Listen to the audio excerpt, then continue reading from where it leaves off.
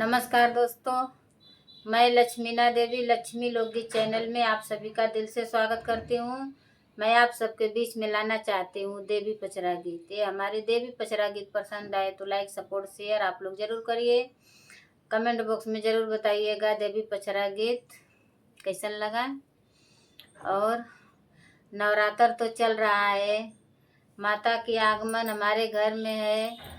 हमारी माता रानी हमारे घर में विराजमान है। सभी लोग के घर पर पूजा पाठ होता है, सभी लोग माँ का पूजा करते हैं। आइल नवरात्र धराइल कलसा मैया, आइल नवरात्र धराइल कलसा मैया, हो पूरा करा मैया हमारी ललसा, हो पूरा करा मैया हमारी ललसा।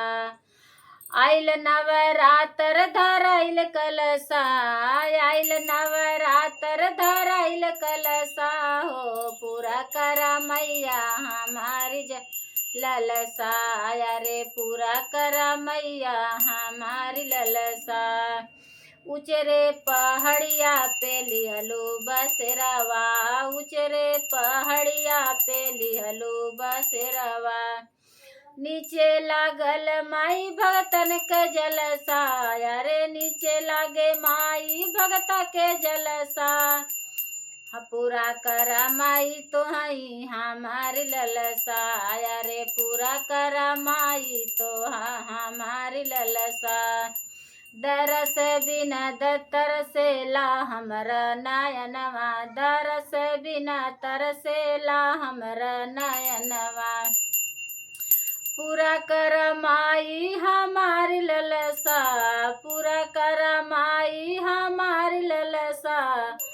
आइल नवरात्र धराइब कलसा मैया, पूरा कर मैया हमारी ललसा, अरे पूरा कर मैया हमारी ललसा।